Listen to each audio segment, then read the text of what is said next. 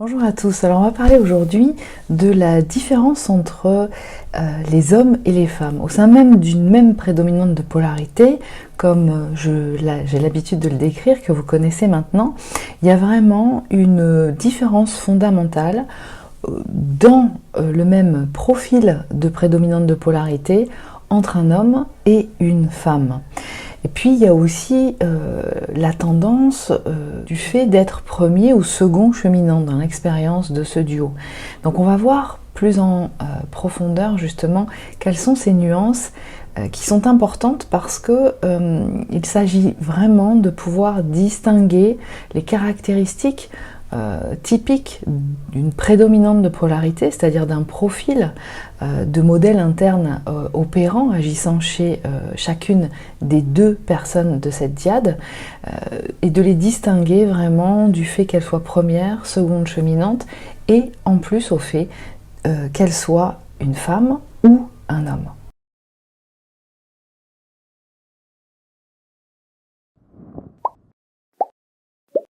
Alors avant de continuer, je voulais simplement vous inviter à aller consulter le site internet dont vous trouverez vraiment toutes les informations me concernant ma profession d'hypnothérapeute. En quoi je peux vous accompagner, comment ça fonctionne, ainsi que toutes les modalités, l'agenda en ligne et toutes les informations.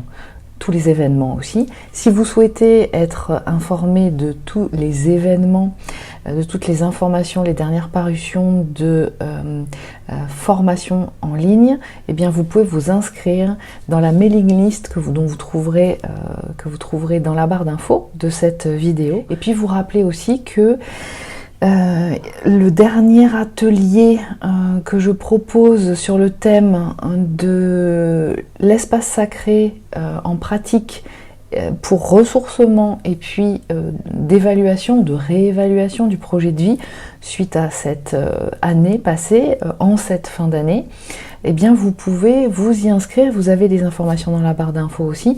Alors je vous rappelle tout simplement aussi que malgré le fait que vous puissiez vous y inscrire normalement jusqu'au dernier moment, on va dire jusqu'à 1 heure avant, je vous invite quand même, si vous souhaitez y participer, à vous inscrire dès maintenant, parce que notamment à la dernière session, j'ai dû fermer plusieurs heures avant l'événement parce que il y avait suffisamment de personnes. Je vous rappelle simplement que quand je propose ces ateliers collectifs, ils sont dans des modalités de Zoom, de la réunion Zoom, ce qui fait que tout le monde se voit. C'est vraiment un échange privilégié et c'est en très peu nombreux, c'est-à-dire que c'est vraiment très peu de personnes, hein. Donc c'est pas inscription ouverte jusqu'à fermeture et commencement de l'événement. Donc voilà, je vous invite vraiment à le faire dès maintenant si le cœur vous en dit. Ce sera un moment que j'ai choisi, que j'ai été appelée à vous proposer parce que c'est un moment privilégié de l'année qui va vous permettre d'abord d'avoir un rendez-vous pour vous, peut-être pour les gens qui ne sont pas en séance avec moi, en individuel, mais vous pouvez aussi y participer, hein, si vous sentez l'appel de le faire, même quand vous êtes en accompagnement individuel avec moi. Ce sera un moment vraiment d'un rendez-vous pour vous, l'occasion de ressourcement, hein, dans cette période très intense aussi de 2024 qu'on a tous et toutes vécu.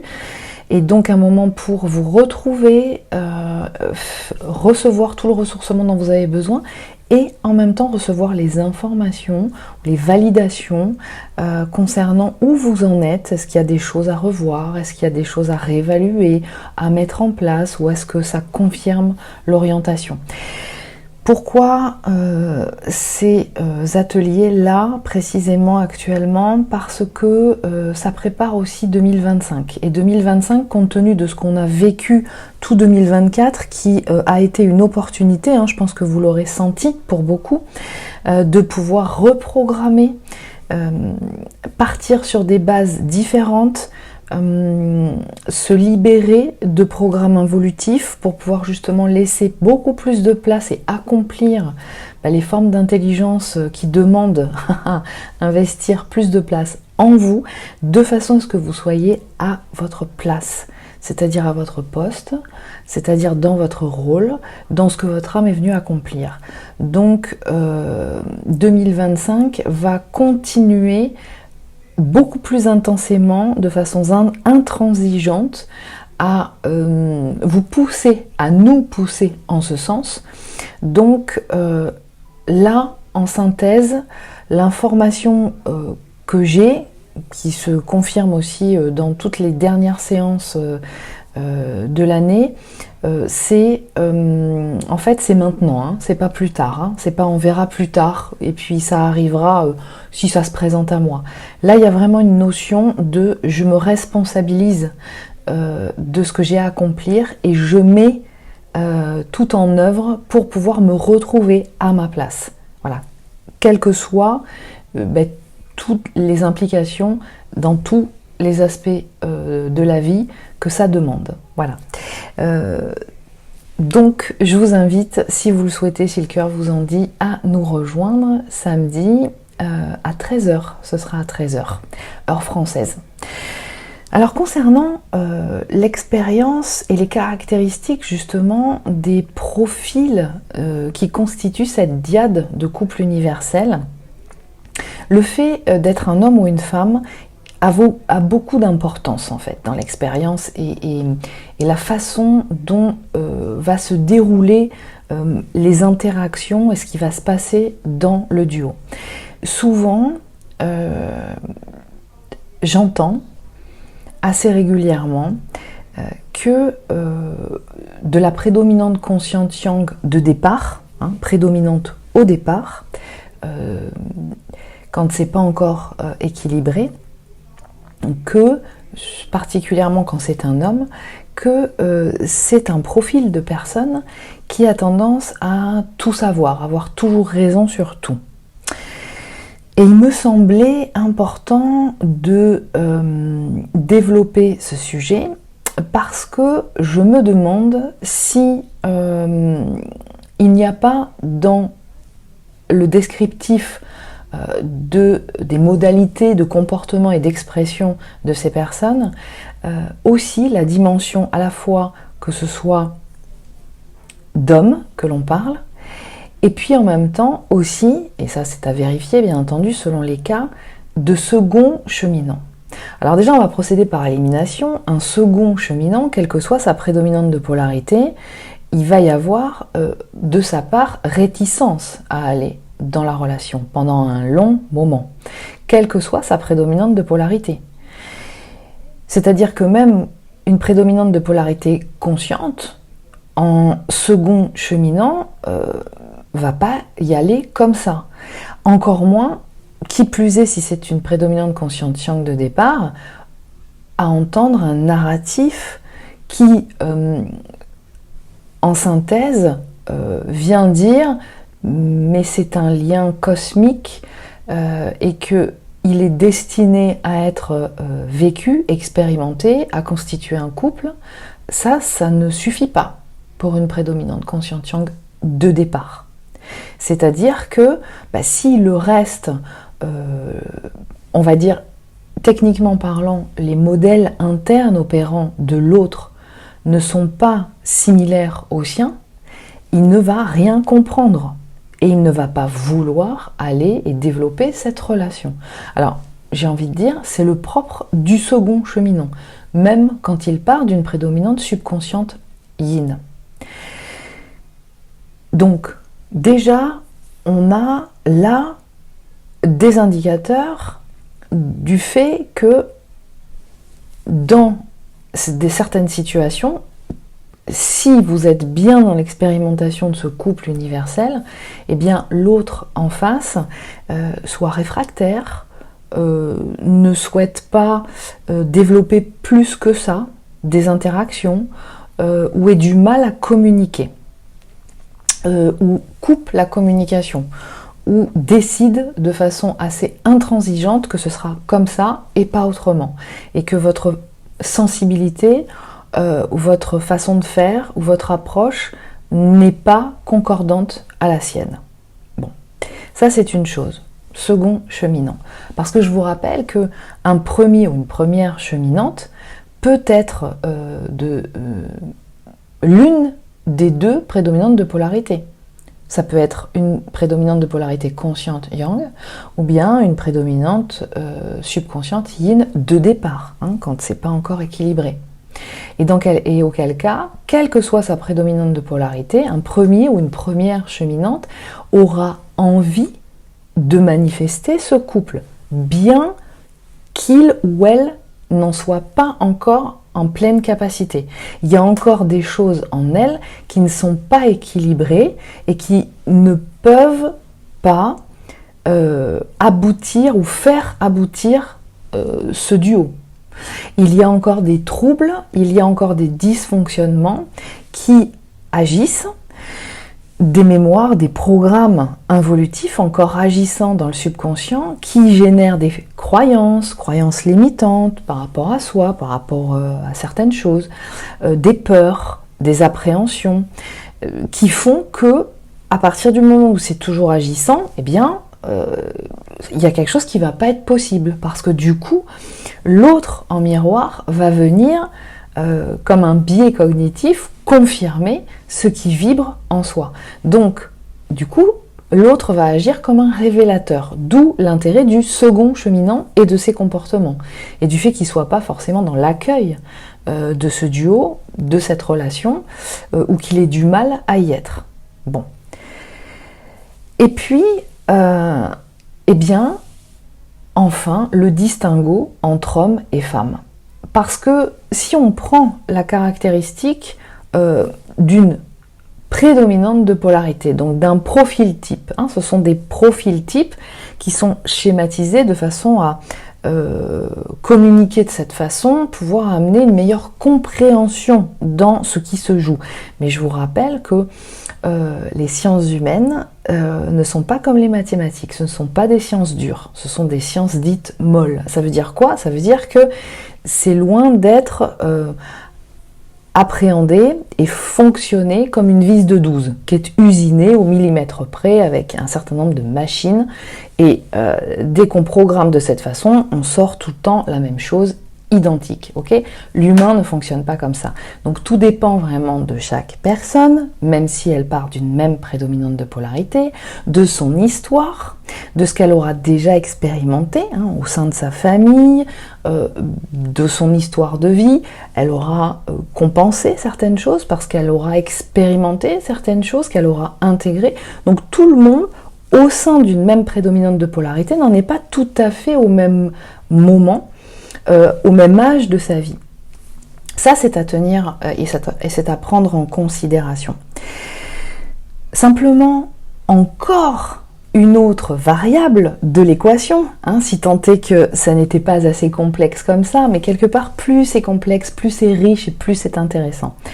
Eh bien, il y a cette dimension d'être incarné homme ou d'être incarné femme. Alors, je sais qu'actuellement, par les temps qui courent, c'est un petit peu le sujet, la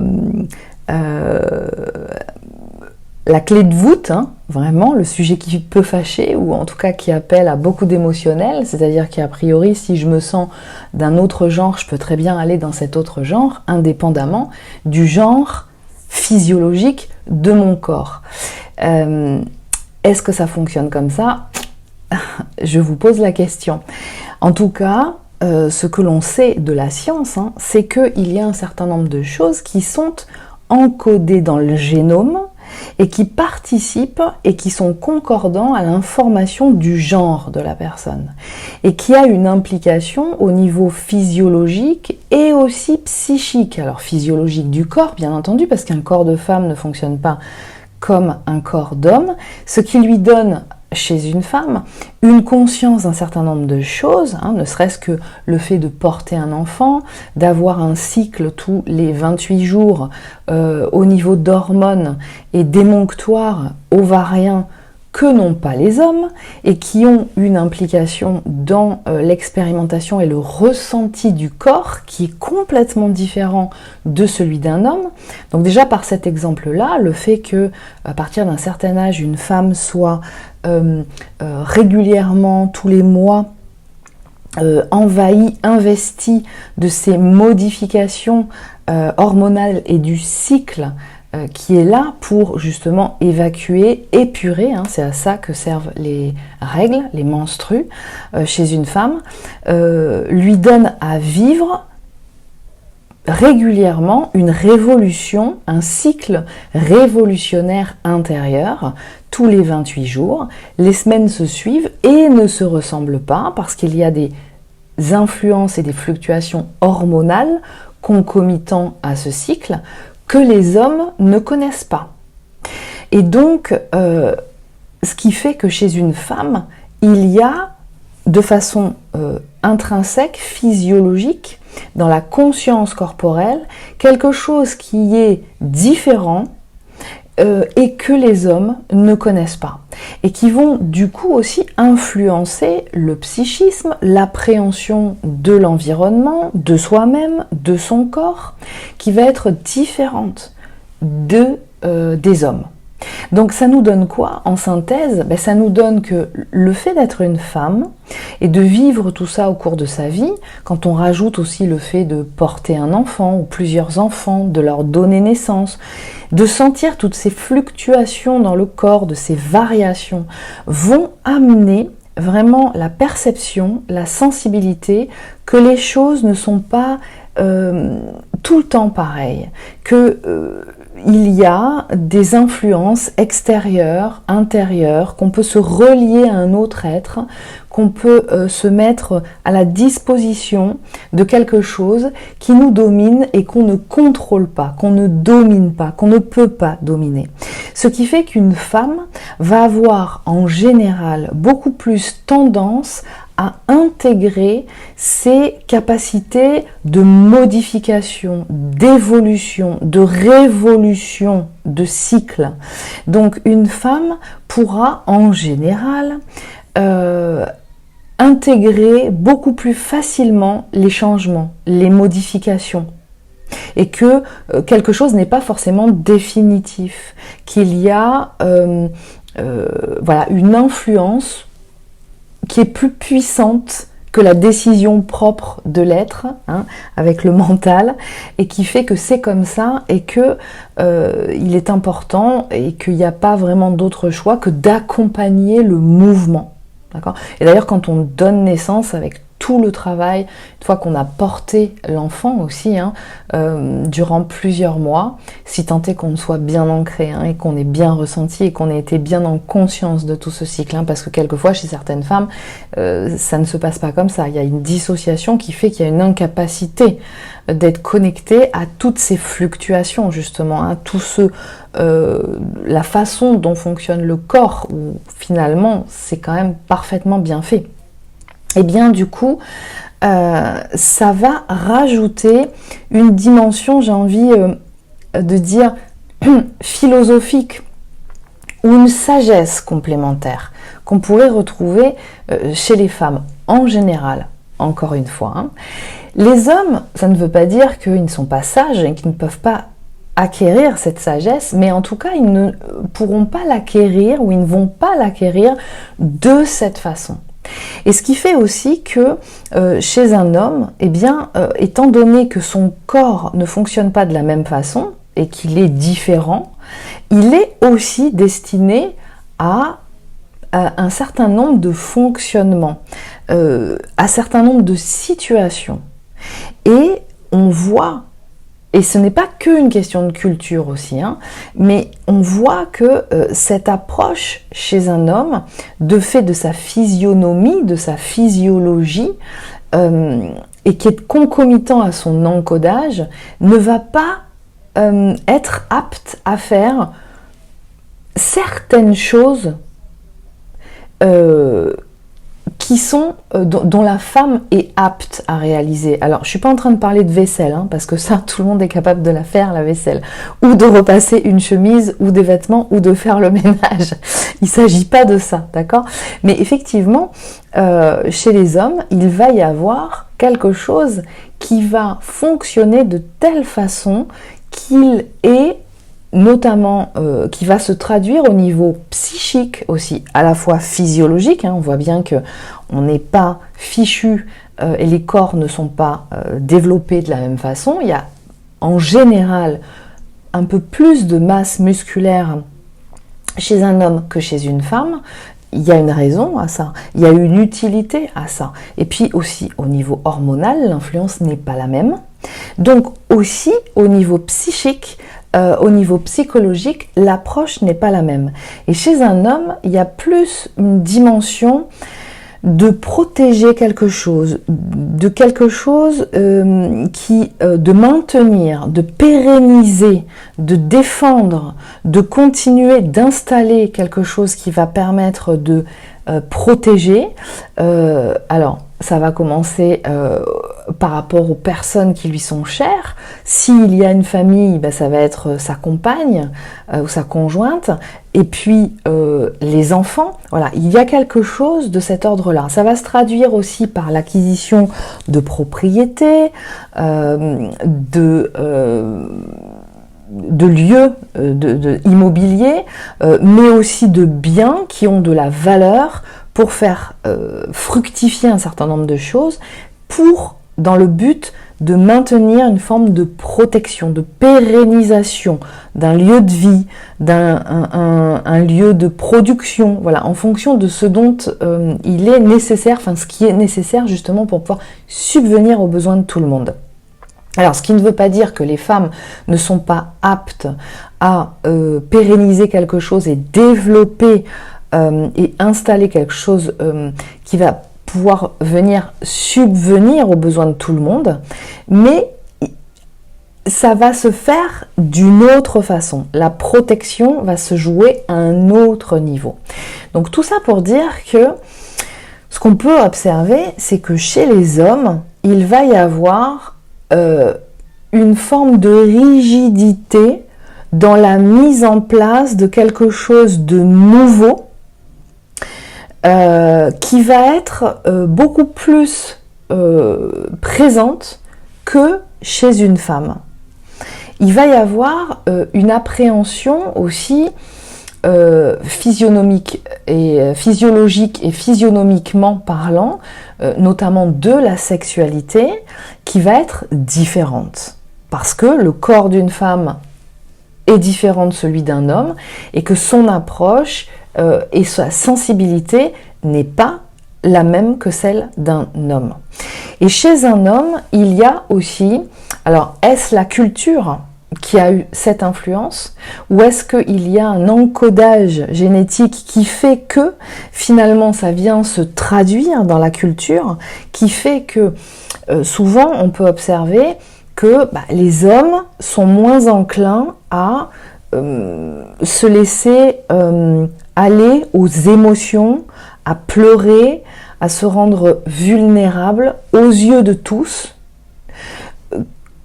C'est-à-dire, si je verse ma larme parce que je suis avec plein d'autres personnes et parce qu'il se passe quelque chose de très touchant, c'est plus facile et c'est autorisé qu'une femme le fasse, alors que chez un homme, c'est un peu plus compliqué, voire pas autorisé. Alors, est-ce que ça veut dire que les hommes sont insensibles et qu'ils ne pleurent pas? Non.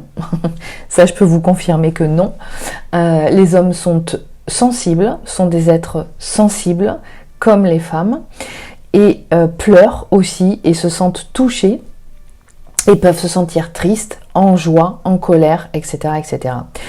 Simplement, il y a quelque chose qui peut être très présente chez eux, qui fait que, et c'est un peu comme quelque chose qui se diffuse aussi entre hommes, qui vient dire que lorsque on est un homme, et ça peut se retransmettre de père en fils ou d'homme assez mature, adulte, on va dire, à des garçons plus jeunes, pour pouvoir les accompagner ou leur transmettre des messages pour leur dire les directives un petit peu de ce que c'est que d'être un homme, eh bien il va y avoir ce message qui va être: il faut que tu saches gérer tes pulsions, notamment sexuelles, mais pas que. C'est-à-dire que tu saches gérer tes émotions. Tu ne te répands pas, tu ne te manifestes pas comme ça de façon spontanée. Alors, Ça veut dire quoi? Ça veut dire que bien sûr qu'un homme est touché et peut être touché, bien sûr qu'un homme est sensible, bien sûr que il pleure et il peut être profondément touché. Mais il le fera la plupart du temps dans l'intimité. Dans l'intimité avec une personne en qui il a confiance. Donc en l'occurrence, ça peut être son compagnon ou sa compagne, quelqu'un qui est vraiment très proche de lui, un ami, une amie, ses parents peut-être, des frères, des sœurs, ses enfants. Et encore. Il y a vraiment très peu de moments où il est possible justement de manifester ça. Et quelquefois, ça peut être vécu comme quelque chose de très dangereux. C'est-à-dire, il y a une forme de vulnérabilité qui peut être dangereuse pour moi et qui peut se retourner contre moi. Donc là, quand je vous décris ces caractéristiques-là, eh bien, vous pourrez noter que ça se rapproche par certains aspects, je dis bien par certains, pas tous, hein, mais de ce qu'on peut identifier comme un type d'attachement insécure spécifiquement évitant. Je n'exprime rien, je ne montre pas mes émotions parce que on peut les utiliser contre moi. C'est-à-dire que l'état dans lequel je me trouve et ce que je montre et ce que je manifeste peut être utilisé contre moi. Donc vous voyez comment on peut aussi, ça peut prêter à confusion quand vous avez en face de vous un homme de prédominante conscience yang qui pourrait, à tort, être caractérisé d'évitant parce que il fonctionne en miroir, je veux dire, en qualité inhérente de son état d'homme, de masculin en fait. Voilà. Donc ça, c'était important, à mon sens, d'appuyer là-dessus. De la même façon qu'une femme, même lorsqu'elle part d'une prédominante subconsciente yin, a une autorisation inhérente en elle de pouvoir exprimer certaines choses par rapport à des émotions qui la traversent et qu'on peut retrouver aussi chez une prédominante de polarité subconsciente yin. Donc des femmes de prédominante subconsciente yin peuvent être assez enclines à exprimer, parler. Et d'ailleurs, dans les types d'attachement insécures, quand elles ne sont pas à tendance anxieuse, type d'attachement anxieux, eh bien, on peut et on va les retrouver dans, bien souvent, le type d'attachement désorganisé. C'est-à-dire qui oscille entre le comportement d'un type d'attachement anxieux. Je vais au contact, j'ai besoin d'avoir des informations de toi, si tu ne me réponds pas, je m'inquiète, où est-ce que tu es, qu'est-ce que tu fais, tu n'as pas répondu à ce message, etc. etc. Et en même temps, basculer régulièrement vers le type d'attachement évitant qui est « non, je ne veux pas te voir, je coupe avec toi, je ne réponds pas à tes messages, je ne te propose te demande qu'on se voit, mais au final, je ne vais pas accéder à ce rendez-vous parce que ça me fait trop peur de te voir, j'ai pas envie de me sentir mal, etc., etc. Donc, il oscille entre les deux.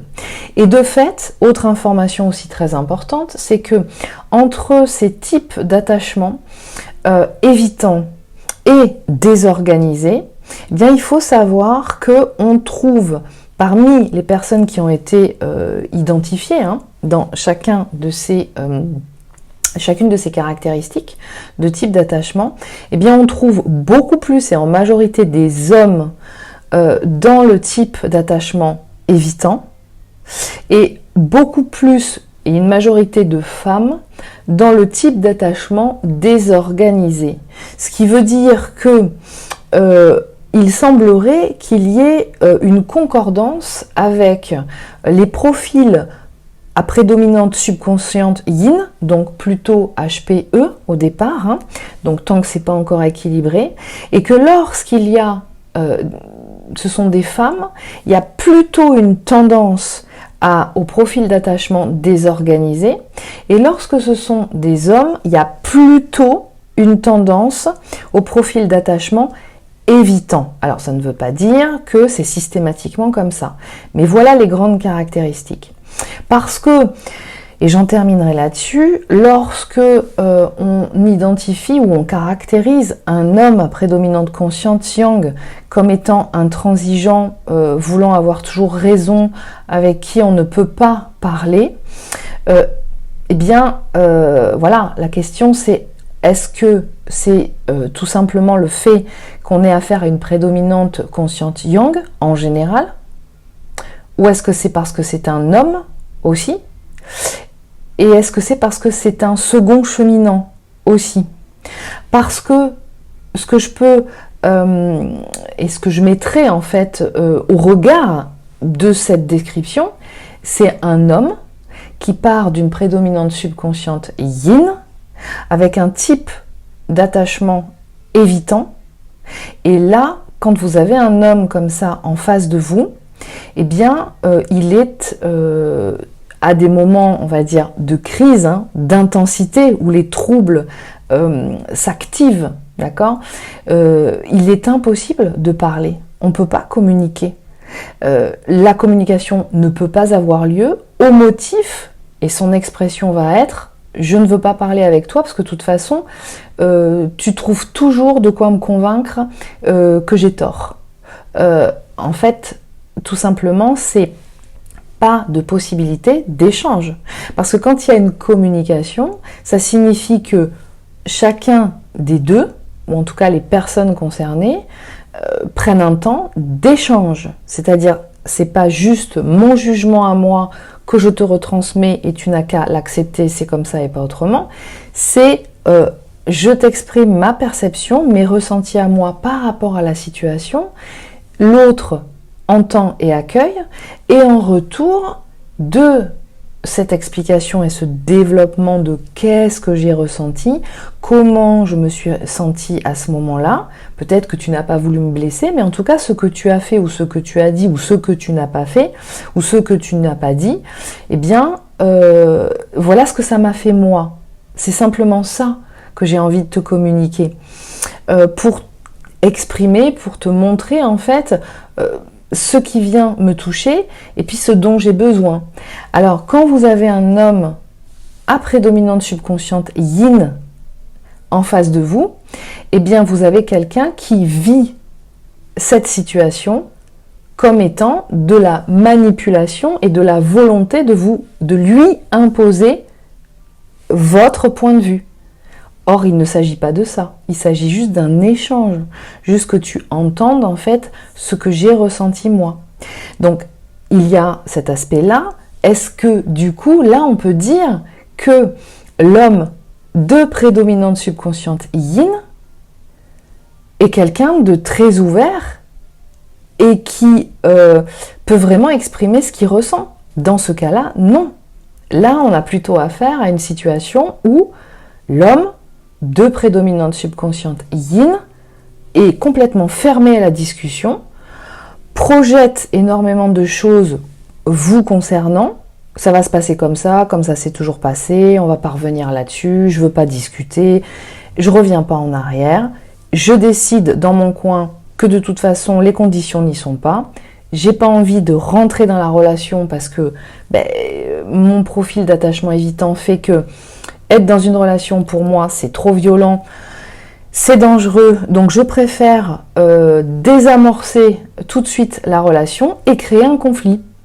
Et donc, je vais générer ce conflit et je vais faire taire la personne en face de moi en bloquant la communication. Ou en mettant un silence d'un seul coup, comme ça, sans explication. Et le silence, quand suite à quelque chose qui se passe, on va dire normalement, où il y a pu y avoir effectivement on n'était pas tout à fait d'accord, ou l'un des deux était agacé de sa journée, etc. Et d'un seul coup, sans explication, par exemple, je donne des cas concrets, eh bien, si d'un seul coup, il n'y a plus rien, il n'y a plus de réponse à des échanges quand on est en relation, ben c'est violent. Donc, est-ce que du coup, là, on ne peut pas dire que c'est assez... j'ai raison, c'est toi qui as tort, tu fermes ta bouche, pour pas dire autre chose, et on clôture la discussion, et il n'y a rien d'autre. Et puis il se passe des semaines, des mois, etc. etc. Voyez ? Donc, tout dépend de la perspective. Et effectivement, de toutes ces nuances. Mais en tout cas, la différence entre homme et femme, elle est aussi importante et elle ajoute vraiment une dimension qui vient rajouter des nuances qui, au même titre que le fait d'être premier ou second cheminant, va avoir énormément d'importance. Tout ça parce que ça me tient et il me tient à cœur quand même de ne pas tout mélanger, de ne pas mettre des étiquettes à l'emporte-pièce sur certaines personnes, là où c'est pas tout à fait la réalité de terrain. Je vous dis à très bientôt et prenez soin de vous.